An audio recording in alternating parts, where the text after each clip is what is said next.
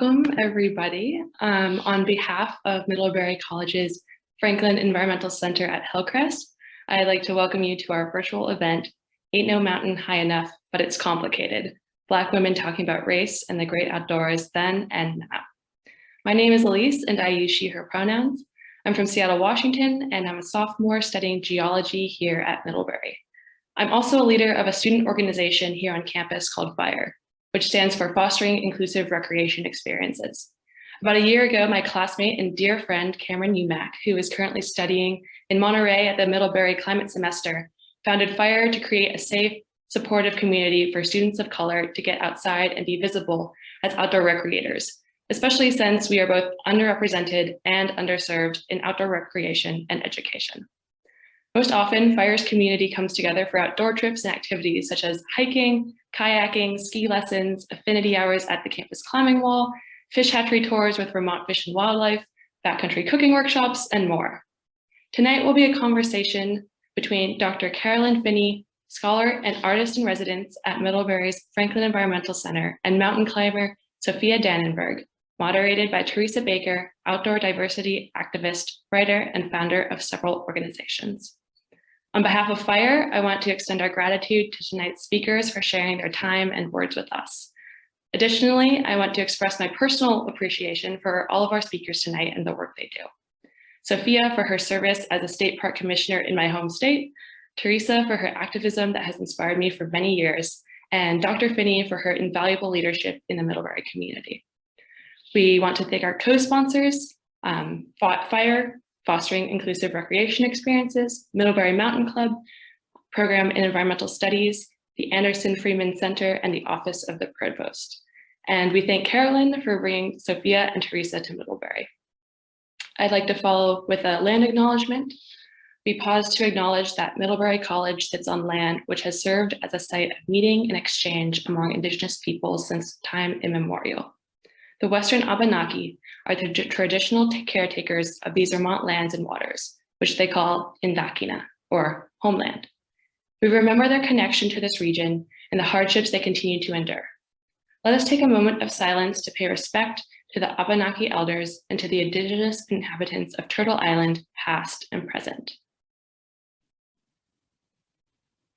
We give thanks for the opportunity to share in the bounty of this place and to protect it. We are all one in the sacred web of life that connects people, animals, plants, air, water, and earth.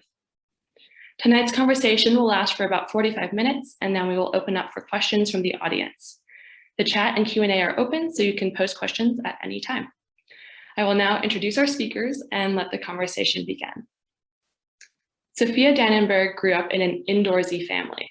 She was not introduced to hiking or camping until college when she signed up for a backpacking trip across New Hampshire's presidential range with the Harvard Freshman Outdoor Program.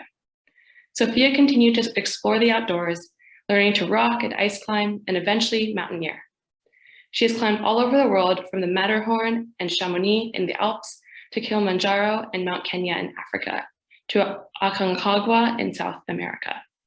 In 2006, Sophia became the first Black woman and the first African American to summit Mount Everest. In addition to climbing, Sophia is on the board of NatureBridge, an organization that provides hands-on environmental education to students in national parks. She volunteers as a track and field official with Special Olympics and on the legislative and public affairs committees for the Society of Professional Engineering Employees in Aerospace.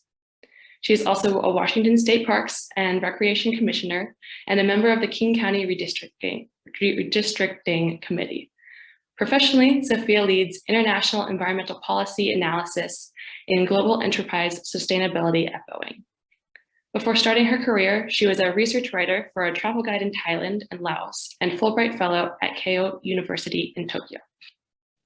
Teresa Baker is the founder of the In Solidarity Project, in which the Outdoor CEO Diversity Pledge is housed. Teresa spends the majority of her time working with outdoor agencies, organizations, brands, and retailers on ways to welcome a more diverse audience to their boards, staff, and programs and campaigns.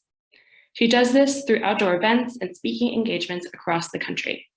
All too often, outdoor organizations, agencies, and retailers miss the opportunity to speak to the relevant role culture plays in our outdoor experiences. Teresa works to change this by connecting underrepresented communities with outdoor opportunities, knowing that the long-term effect will be a new generation of nature stewards.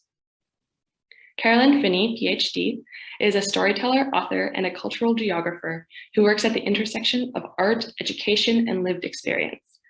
She pursued an acting career for 11 years, but 5 years of backpacking trips through Africa and Asia and living in Nepal changed the course of her life. Motivated by these experiences, Carolyn returned to school after a 15-year absence to complete a bachelor's, master's in gender and environmental issues in Kenya and Nepal, and a PhD where she was a Fulbright and a Canon National Science Scholar Fellow. Along with public speaking, writing, media engagements, consulting, and teaching, she served on the US National Parks Advisory Board for 8 years. Her first book, Black Faces, White Spaces, Reimagining the Relationship of African Americans to the Great Outdoors, was released in 2014. She's currently working on her new book that takes a more personal journey into the very complicated relationship between race, land, and belonging in the United States, and a performance piece entitled The N-Word, Nature Revisited, as part of an Andrew W. Mellon residency at the New York Botanical Gardens Humanities Institute. Along with being the new columnist at the Earth Island Journal, she was recently awarded the Alexander and Ilsa Melamed Medal from the American Geographical Society and is an artist and scholar in residence at Middlebury College. And now I will pass it over to Teresa. Thanks, Felice. Hopefully everyone can hear me okay. Here we are. Welcome, everyone. My name is Teresa Baker, and I am joining you all from Ohlone Lands here in the Bay Area, Northern California. And it's awesome to be here with the doc and Sophia, two amazing human beings that I look up to and respect to the utmost for what they've accomplished and are continuing to accomplish. Like a lot of these gatherings that take place, it came about by me having a conversation with the doc and saying, are you aware of how kick-ass Sophia is and what she's accomplished to this day? And the doc was like, I know, we should get together for a conversation. Like always, and here we are. So thanks, Sophia and Doc, for saying yes to yet another one of my shenanigans. How the heck can we say no to you, Teresa? I was about to say that, Doc, had you not jumped in to take over. But to get started, Sophia, please tell us in your own words a little bit about you and your amazingness in the outdoors. I don't know if it's funny, amazingness is probably not the words I would use. I think of myself as like very an average normal climber, minus sort of my race and gender, which are just minor things about me. But yeah, I think, I told folks I had a very typical path into climbing. Like there was nothing like particularly spectacular about it. It's the same way lots of people get into climbing, who don't, minus folks who get into it as children. It's like I started hiking a little bit, there was a program, I signed up for it. I started doing some rock climbing and like a little more and a little more. I had a, and then, voila, I'm on Mount Everest. And so it kind of, it's not, I don't think of my story as being particularly interesting. If you start from when I started climbing, I think to me, it's like more interesting, like how I ever started, how I ever got there in the first place.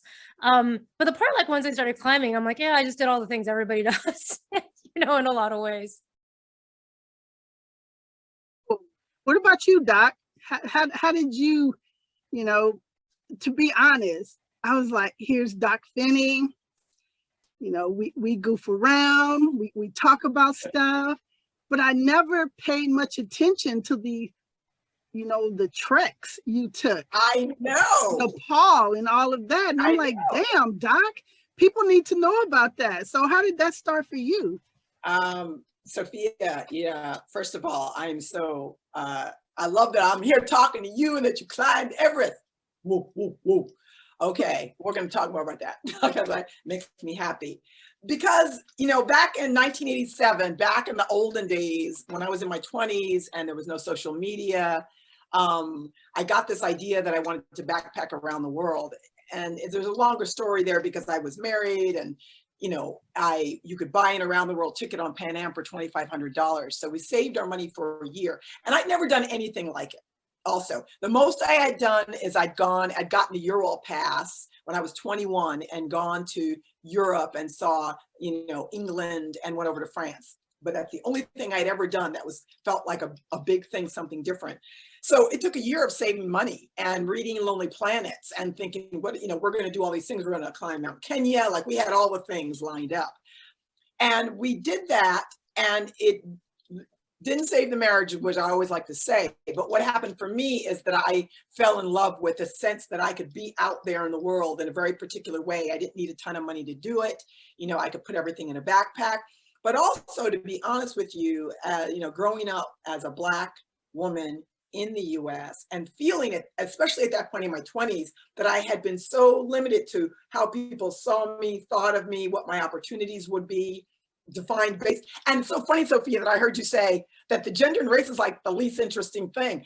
I love that. Right. I was like, that's actually not the most interesting thing about me, but that was often the thing that people were using to define me and what it is I could do. And suddenly I was out in the world and people didn't know where the heck I was from. And people, most of the time, never thought I was from the United States, especially other Americans. So after that, it was coming back home, taking another year to save money because I didn't have money, so I had to keep saving it. I wanted to see if I could do it by myself. And that's when I spent 6 months backpacking through East Africa.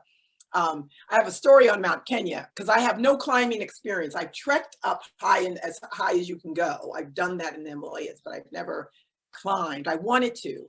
And I actually remember during this time, because I became obsessed with adventure travel, I was reading every book I could find on it. I never saw anybody who looked like me in a book, in a magazine article, in a newspaper. I wrote a women's climbing school in India, thinking, I mean, and this is in the olden days when you wrote letters. So you put a stamp on it, send it in the mail, gotta wait a month. But I, you know, hoping I'd hear back, like, could I get invited? Because you had to be invited. And I didn't get anything back. I was always looking for a way in, because I didn't know if I wanted to climb mountains, but I want to see, you know, if I could do it. Then after that, I saved my money again, back to Southern Africa for 2 months. Then I came back again. And then I thought, you know, why don't I go to Nepal? Somebody said, why don't you go somewhere and live? And I ended up staying in Nepal for a year and a half.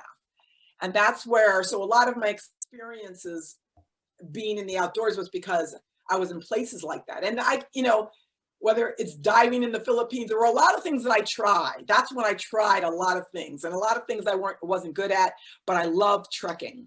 And I always say trekking as opposed to hiking. There's something about taking a week, 2 weeks, 3 weeks, hiking up as high as you can get, you know, with just your feet and your thing on your back.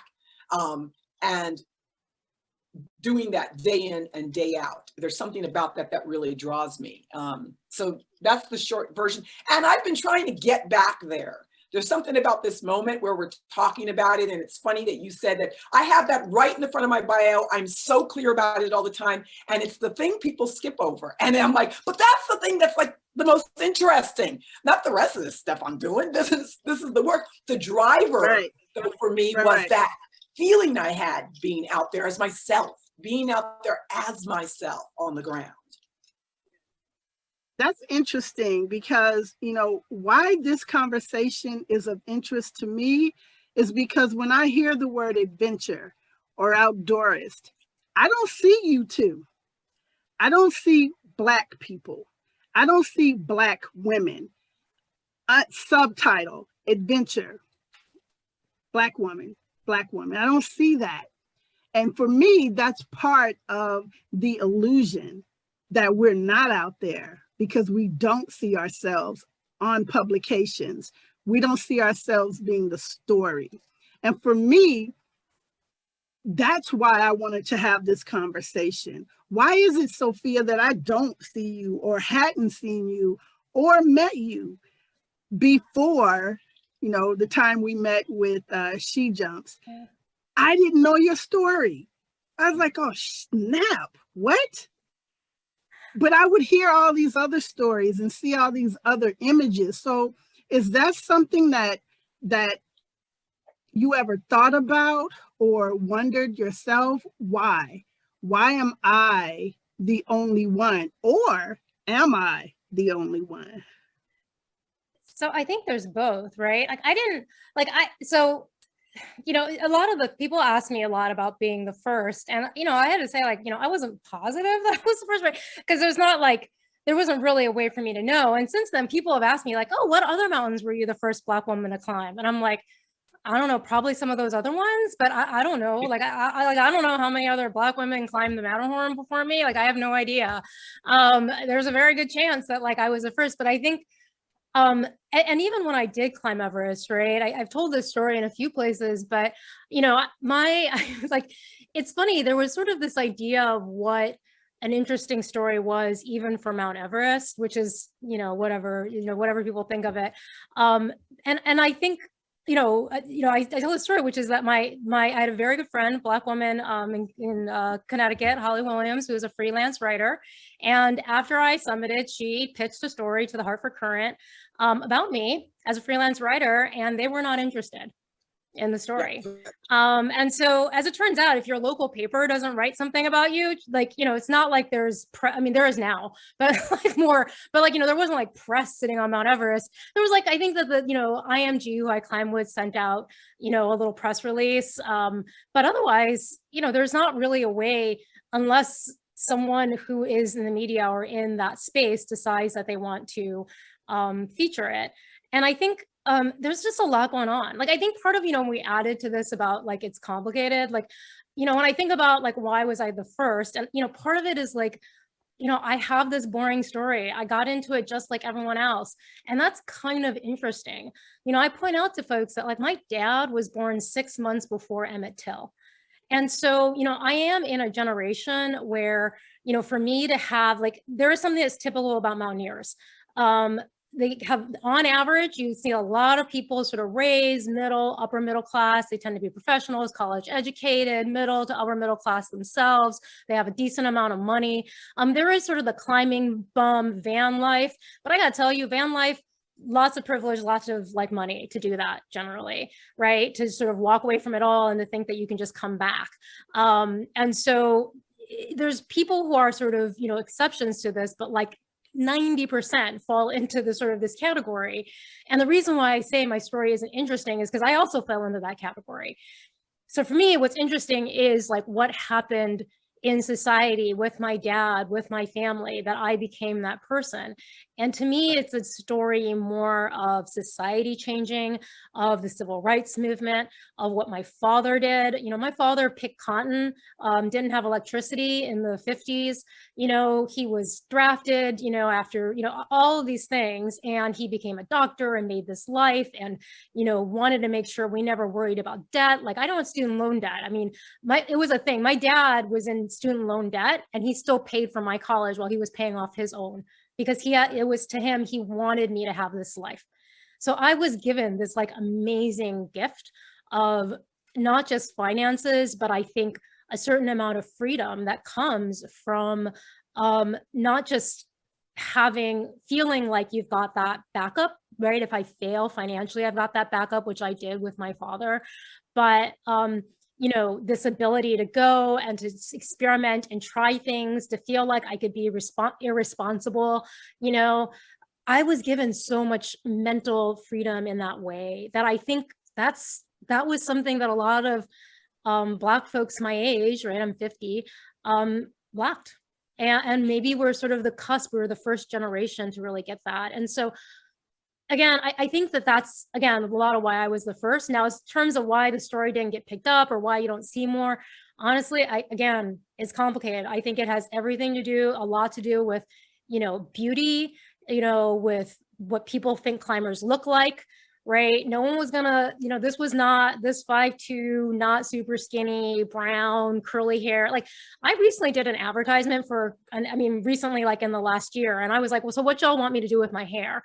And they said, and this was Outdoor Company, the client really likes, hair that's flowing and blowing in the wind. Now, I mean, y'all, I'm mixed race, I'm half Japanese, my hair does actually blow in the wind, but think about that, right? Like outdoor climbing, I was one like, no, I was like, I'll just tell you, by the way, when I'm climbing, like my hair is never like, that's very dangerous. There's like belay devices, stuff will get caught up, like, but like, but it's just the standard of beauty, right? And that, again, that was an advertisement. So I think there's just a lot of things that are playing into it, right? It's not just one thing. So it's complicated. Can I jump in on the it's complicated, because I love Yeah, why is it complicated, Doc? Why is it complicated?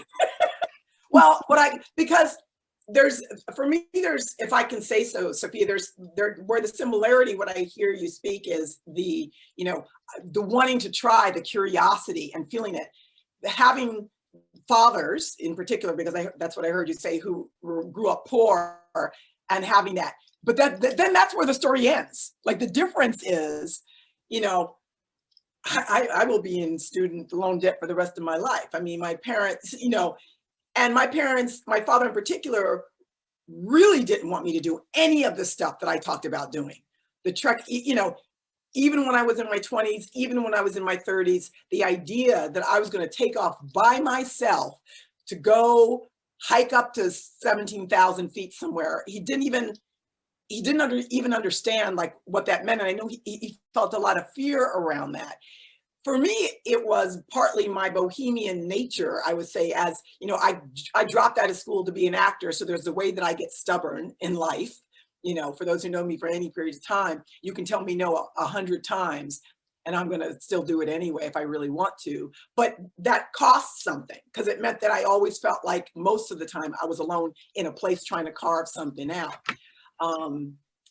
So that's for me why it's also complicated, and also feeling like I've heard a lot in my life from, I'm going to say this, from other Black people that's not a Black, you're going to Nepal, that's not Black people don't do that.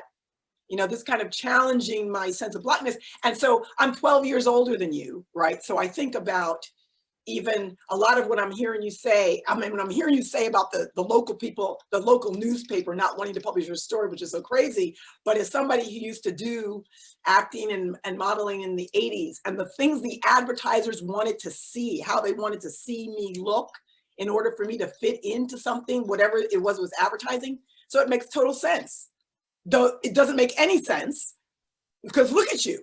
You're totally stunning and fabulous, and you climbed the mountain. Okay, let's just really, that's a story. No matter what it is you look like, that's actually a story of human achievement, endeavor, whatever you want to call it, endurance, possibility, potential, all the stuff. But also, you look like you when you did it, with everything that's at play, out here in these United States, right? So that stands for something. And earlier, I'm thinking of in 1993, I did the Everest Trail, and you can hike as high as 16,000 feet. After that, you have to know how to climb, which I don't know how to do and didn't know how to do. And I remember thinking, even then, had there been any other Black people trekking up that high? And I've had people ask me, and it's funny you said that, even I said, I don't know. I don't know, because you never see. I said, I can't be the first. I can't be the first or the only one. It can't be true. But you don't see any stories about it. But why? Why don't we see these stories? I know there are people out there. There are amazing people out there doing these treks often, but I don't hear about them. Sophia did this so many years ago, and I just found out about her maybe 3 years ago. Me too.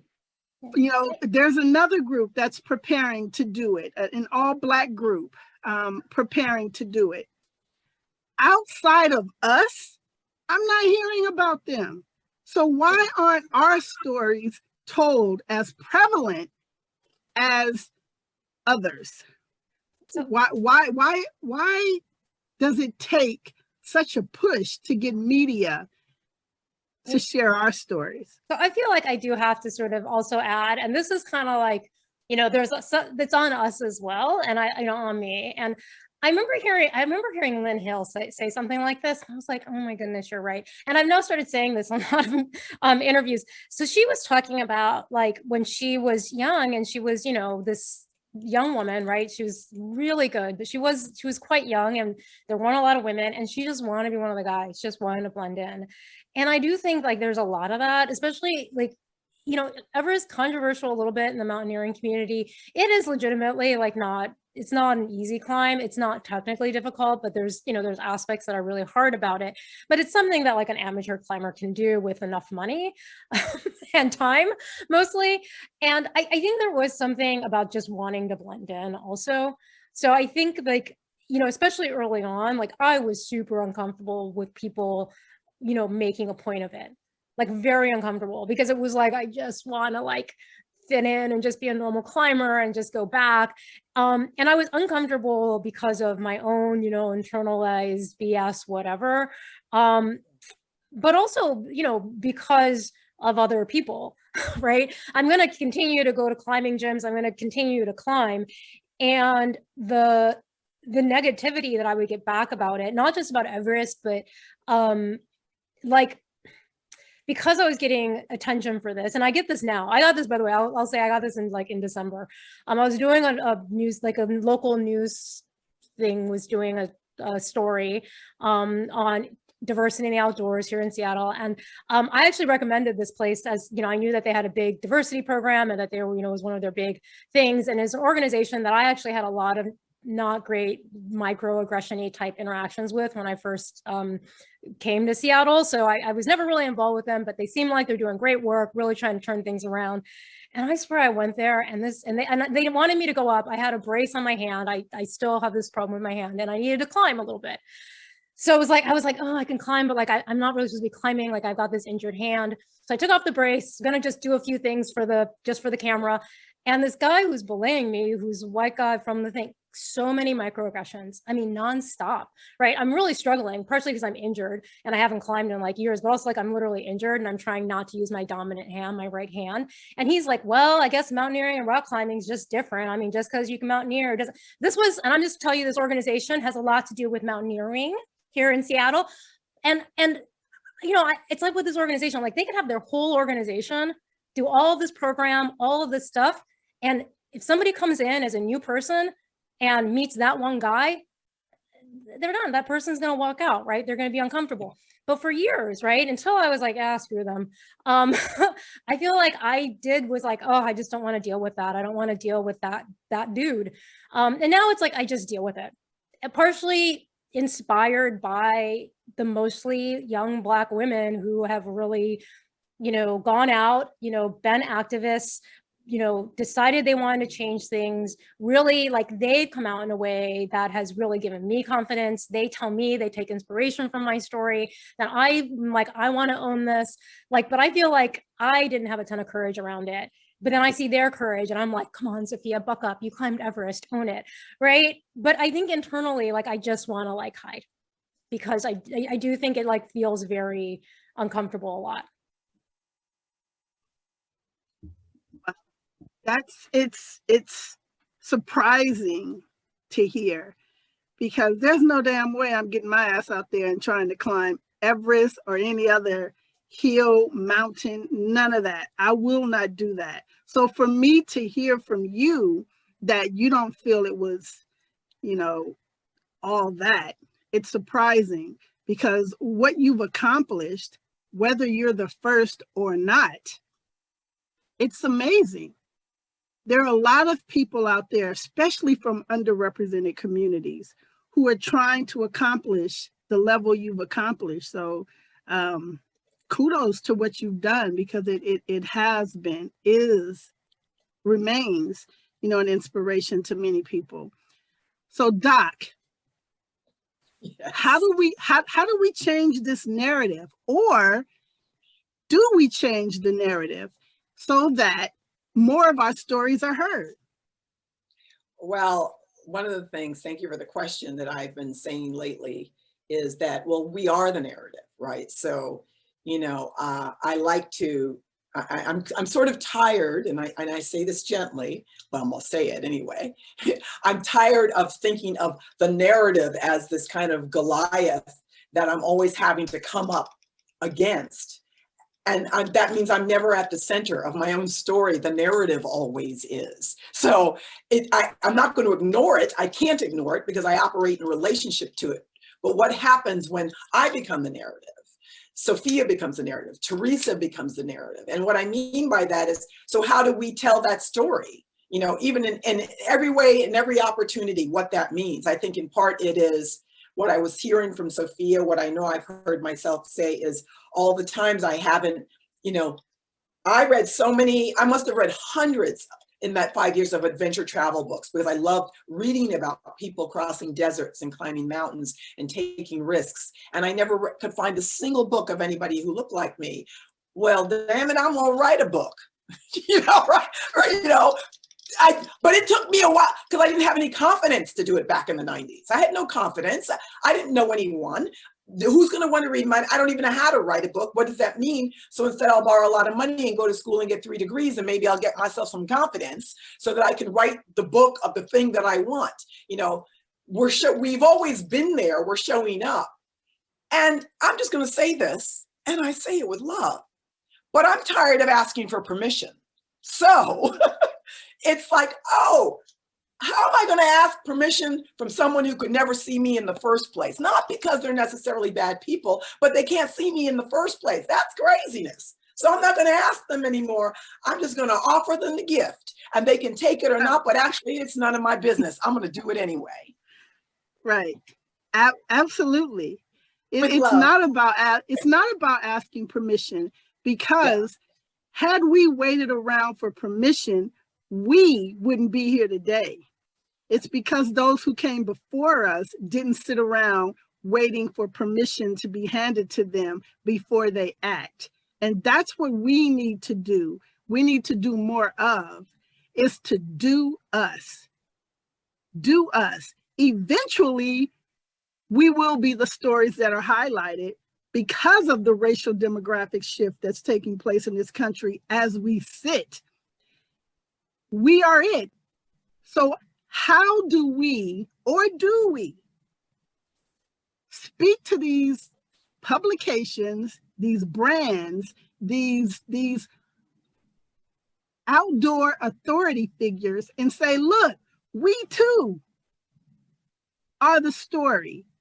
So how do we get that across without coming across as asking for permission to be or to show up?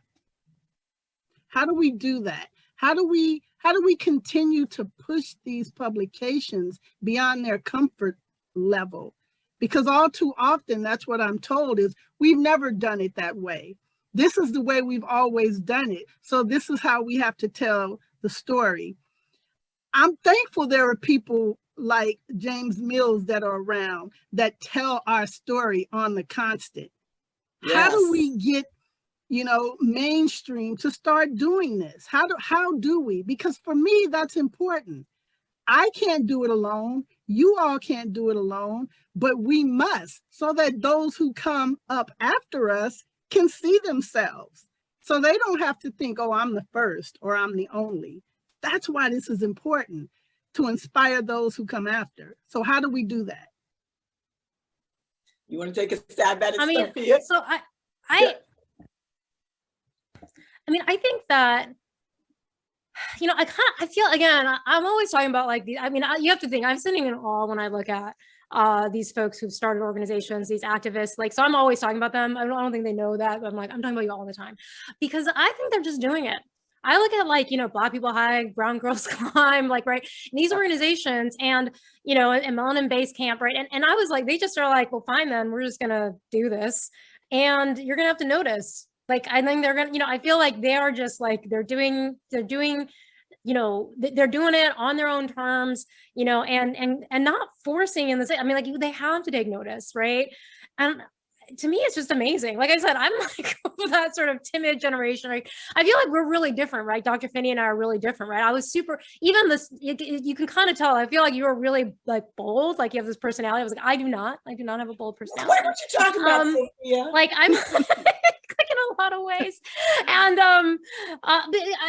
like I feel like I appear that way. I was like, I don't know, I was given a lot. I was like, I really, you know, the end result might look like I was bold, but like really I sort of just walked into it.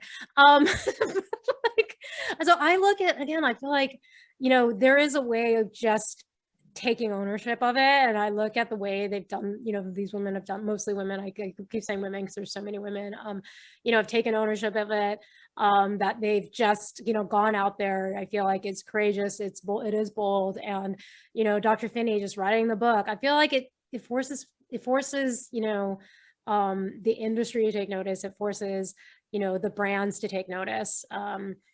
And I hate to say that it's just like this lagging thing of like, well, you know, economics are changing, society's changing, demographics are changing, fashion is changing. You know, you have to, I mean, I also have to explain to people, I was like, you have to think like how weird it was for me when like, kind of like this sort of mixed race, like curly head thing became fashionable. Like this happened, I was like way beyond like I was not young, right? I was like 30 and this became fashionable. Very weird for me to see that change in fashion. So some of that is just happening, like leading, lagging. But I think they've got to take notice. Like, I feel like we can make it happen, but they have to, like, they absolutely have to. Like, this is their business. I'm like, if I were a business person, just as a business person, I would say you've got to take notice. And I would say, you know, and this is something that some of you have heard me say before, you know, there's that, you know, sort of the layer of where I'm about, you know, I'm a Black woman, that's part of who I am. And I want to tell my story and our stories and our collective stories and all of that, everything that you're all saying, especially Teresa, that how you're kind of laying it out, this idea that, you know, the Black people, Black women, the BIPOC community, and we can keep expanding on those differences. At the end of the day, these are all human stories, right? At the end of the day, it is about, I do believe in a common humanity, right? So, but I ain't jumping to that. What I always say is I can't get to that as though it's a way of erasing the differences, you know, which help in part define who we are and how we show up, because the differences are part of the beauty of the whole thing as far as I'm concerned. So I'm also about, I can work with, and I'm happy actually to do it, to work with organizations, institutions, you know, people who don't know what they don't know and didn't know it and didn't do it, who are now ready to do it.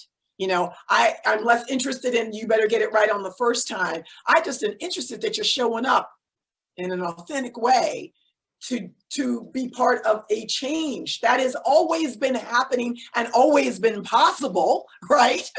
And here we are again, like looking at it happening, right? So I know I said, I'm not going to wait for permission. And I think, you know, we can tell our stories because we are. And I believe that 100%. And for me, we all exist in relationship.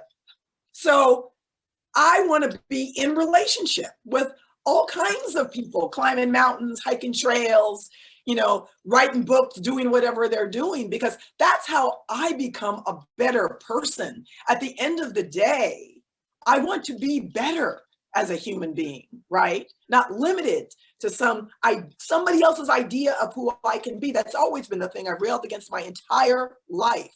I rail and I continue to rail. You know? Right. Yes. You know, Doc, both you and Sophia have mentioned the relevant role your fathers played in your life. Speak to that a little bit, Doc. You know, what role did your father play in who you are today and all of that? Oh my Lord. Well, my father is 90 now. So my father's 90 and he suffers from dementia. And so he's not the person I've always known, but perhaps he's the person he's always been. You know, it's funny how that illness brings that out in people. My father I'm trying to find how to frame this. I had a very difficult time with my father. We did not get along. my first 18 years of living at home. I was adopted. I was the oldest. I was the only girl. And he had very strict ideas about what as a girl I could do and couldn't do. And Sophia, like you were saying, like, I just seemed really outgoing, man.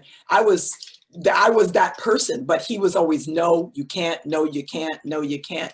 And I say this, you know, I have to preface it by saying I love my father, and it's taken me a long time to come around and sort of heal some of that. But my father thought the best way for me to learn how to be in this world as a Black woman was to tell me all the things that I'm not, that I was ugly, that I was stupid, that I would never amount. And he didn't believe any of it. That's what my mother told me later. He said he told the opposite to all his friends, but he thought coming up in the South, you know, growing up as a Black man, all the ways that he'd been hurt and traumatized and diminished and dismissed, that the only way you survive that is you have to build up a tough core, right? And so he had to get me to build up a tough core by telling me all these things that made me feel smaller and smaller. And I'm just grateful that that part of that stubbornness came from that. But a lot of other things came from that too. I mean, trauma is a thing, it's when they say generational trauma, it's passed down. So part of the drive is also when I got older in my 20s and 30s and started to get past the anger that I had towards him for all of that. Because when him telling me I can't, I was like, immediately, whenever anybody says I can't, I'm like, oh yes, I can. And here we go. So I know part of that came from him, but there's also a legacy of he worked really hard. He and my mother worked really hard to provide a life for me and my brothers that he absolutely couldn't see or understand because it was never a possibility for him. He never thought it was a possibility for him. And so there is a leap of faith there that I decided that he took. He was responsible. He put food on the table. He said no a lot. I don't think that was a good idea, but anyway, he did. And I took that and I went, oh no, freedom for me and independence. And I'm going to claim it on my own terms. He taught me how to claim it on my own terms. I'm going to be responsible for myself. I'm not looking to anybody else to make me. I want people to want me and affirm me. So I don't want anybody to hear. I'm always looking for that. But I realize at the end of the day, I am not waiting for permission. My father never gave it to me. You know, I never got it at home. So I ain't looking for it for anybody else, right? And how can I do that in a way that is not about my anger, though? My father is an angry man, and that hurt festered and festered and festered. And he taught me that I don't want that to happen. I don't want to be, I don't want it to be festering. I want my heart to remain open, you know? So how do I do that while still, you know, eyebrows up and say, did I hear you say no? Well, let me go and find a way because, you know, and I'm not saying I never get my feelings hurt and it's not hard sometimes. I think that's when I think of that, but it's difficult because I've been knocked down a few times. You know, we all have. And I think that's part of our story. I think that's part of our journey is all the stuff we've been through and how we arrived here. And that's why I think it's important that our stories are out there and shared, because I don't want to give people the impression that it's all fun and there's no heartache, because that's bullshit. It's hard every day. It's hard speaking your truth to people who don't give a shit about it. It's hard speaking your truth to people who are going to somehow circumvent that and tell it their way. So that's why it's important that we tell our story so that people who are watching us and people who are dreaming of doing the stuff you two have done are like, well, damn, if Doc and Sophia can do it, I can too. They've given me a blueprint. So that's why it's important that we continue to put our stories out there, no matter how difficult they are. When I think about those who came before us and the hell they endured, they are still my inspiration in spite of all that. It is because of that I am here. Because like you, Doc, my father was the same. My father was hard on me because I was the only girl. I have 8 brothers and I was the only girl. And my father would always say to me, you're not special. You're not getting any special treatment because you're the only girl. You're special because you're my daughter, and you get out there and you take no shit from anybody. No one's above you. No one's better than you. You do what you want to do, period. Don't let people put titles on you. My father would tell me, I'm the only one that can put a title on you. And for you to go out there and speak your truth, even if your voice shakes. So the fact that we had these strong men in our lives, strong in their own ways, pushing us. Sophia, you talked about your father picking cotton and being a doctor. That's a freaking amazing story, because people don't hear that part of our story.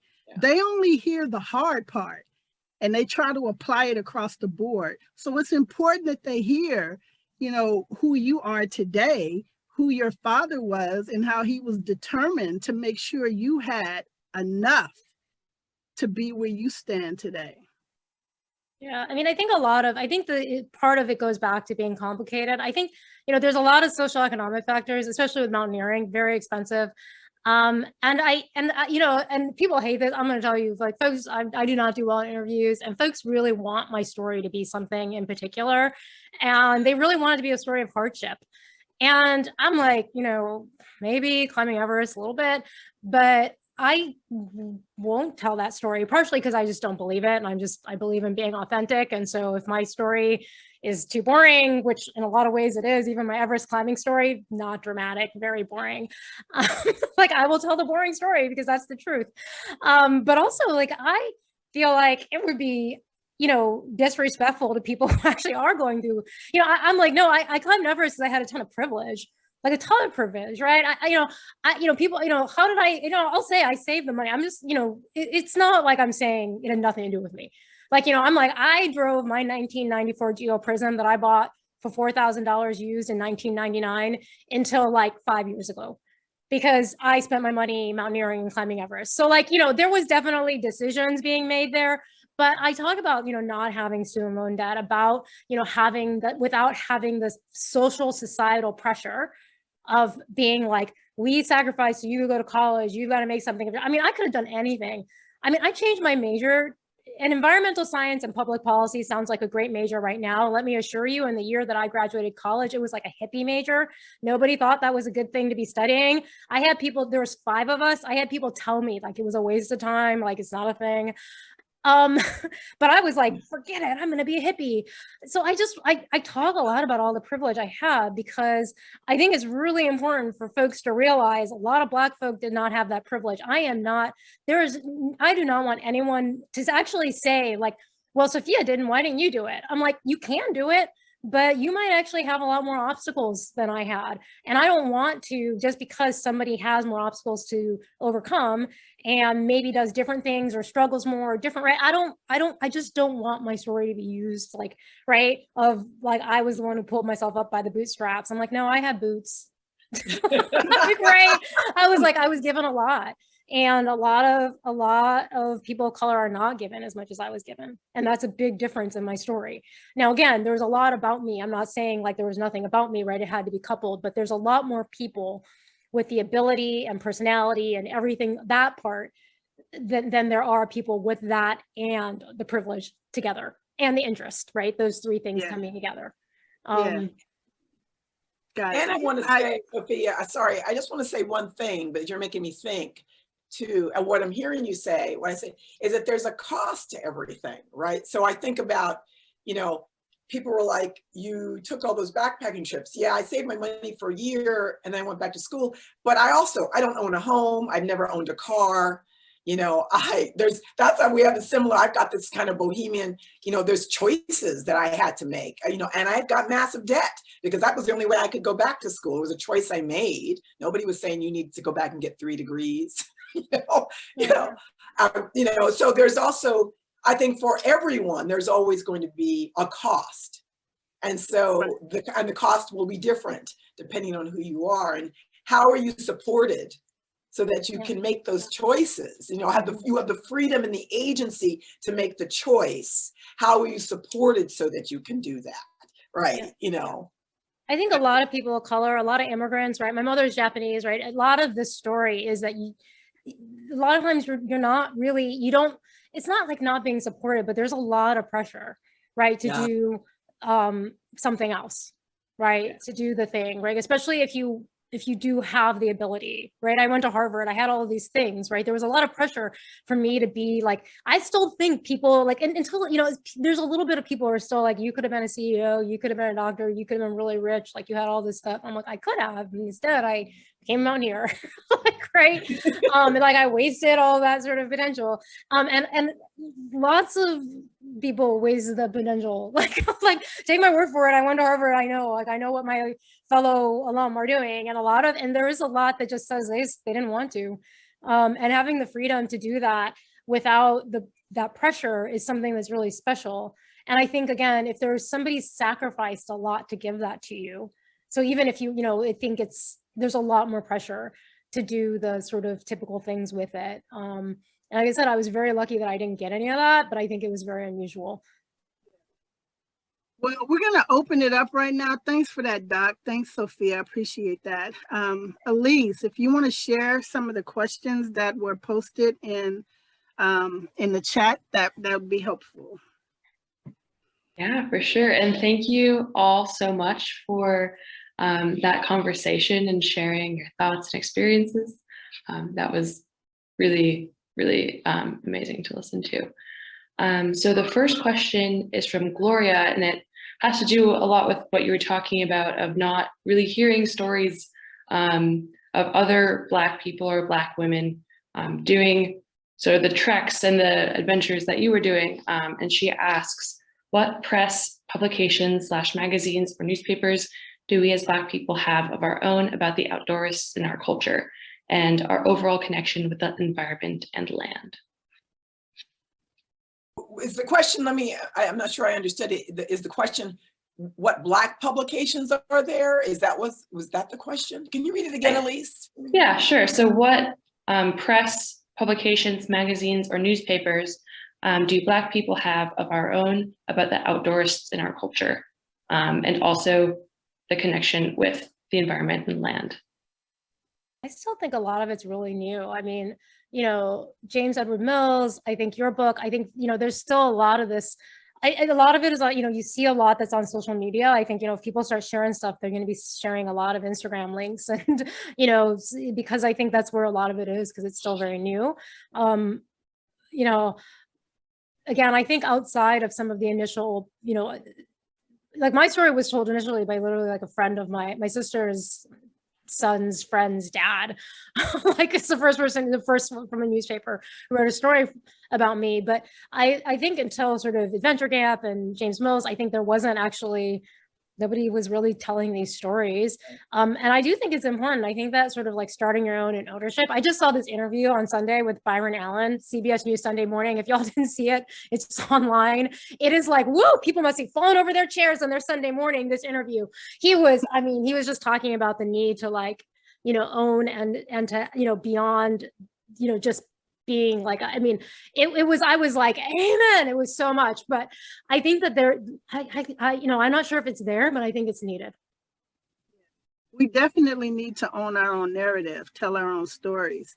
If I'm not aware of any publications, you have a lot of Black publications that once were, but have now been sold. So yeah. We need to have those publications in place so that we can get our stories out. But I'm not aware of any currently. If so, please put them in the chat. And I also, I think a lot about collaboration, so that publication in the traditional sense, I think there's a lot going on around, there's writing, there's art, there's activism, and people are finding ways to come together around that. So it looks different. In the olden days, it would be, you would have your books and newspapers and news clips in the new days, right? You got social media. For me, there's so many things happening, from podcasts to the way that people are having these conversations. And I know the question, as I understand it, was asking about Black publications, and I think that's really important. And, you know, when I think of James Mills, but also Audrey Peterman, and people who've been putting newsletters and podcasts and stories out there. And I'm going to still push for that collaboration beyond difference, because I know I've been working with filmmakers, both Black and white, who want to work together because they are also leveraging their position and wanting to expand the way they understand around whether it is performances, whether it's telling these stories, whether it's writing about them, having the conversations across difference publicly. You know, I think that for me, what I would invite is that we keep that circle wide open. You know, something I've said before is, why play in the sandbox when you can play on the beach? Yeah. And so what does that look like, and how do we attend to that, right? I also think we have to apply pressure to some of these mainstream publications. You look at Outside, they're the freaking Hearst publication of the outdoors now. We got to apply pressure that they have editors of color on staff. That's how we start to make a difference. So yeah, you know, reach out to these publications and ask them, what are your editors? Who are your editors? Make sure that there are editors of color that are sharing these stories. Thank you. Jessica has a question. It's a two-part question about your thoughts on recent post-2020 DEI initiatives from longtime players in the outdoor industry. From what you have noticed, what do you appreciate, don't appreciate, find surprising or not surprising? And what are they still struggling with when it comes to reckoning with their long histories of exclusion? I will simply say the fact that we're still having these conversations means not enough is being done.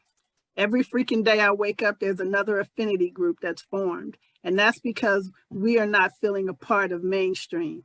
And sometimes I'm like, buck mainstream, let's do our own thing. And that's what a lot of people are doing right now. That's why these groups are forming.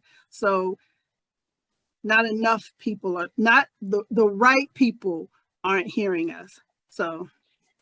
And when I'm going to go back to you saying, and you know, buck mainstream, got to be careful there. We are being recorded. That actually, and I've said this before too, what mainstream is problematic for a lot of different reasons. And so why would I want to be a part of something that's already broken? So again, it's like taking the thing and turning it a little different and saying, you know, I'm not going to just think of it as center and then we're on the edge here. I want to think of it more relationally. I want to think of it multi-dimensionally. It's like, you know, there are things about mainstream in terms of power and money and resources. I mean, I understand that. And there's also some good people working in the mainstream, you know, who are creative and have been maybe doing the same thing for so long. They're so trapped in their own stuff. They've been on a gerbil wheel. They don't even realize they're trapped in their own stuff. You know, they're just running around and around that maybe I can lend a hand to and saying, you know, I may have something that you think you might want. Do it, Doc, do it. Do it, Doc, do it. You know, do it, Doc, do it. Just trying to rile me up. I wish we could continue this conversation and answering some of these questions, but our time is up, folks. No. Our time is up. That hour went by quickly. So hopefully there'll be a part 2 of this. Who knows? I'm up for it. But you know, the Doc and Sophia, they have 1 million requests every day. So we'll see if we can make it happen. But I just want to thank everyone for being here. The people who helped put this together, Elise, Johnny, thank you for your time. Thank you. Janet Weissman. Yes. Yes. Thanks for everyone in the audience being here and participating. So until next time, stay out of trouble, Doc. So Sophia, cause my trouble. And then we'll meet. You know us now. You know us now, man. That was perfect. Yes. Thank you, everyone. Thank you all. Thank you. Feet on the Thanks. trail.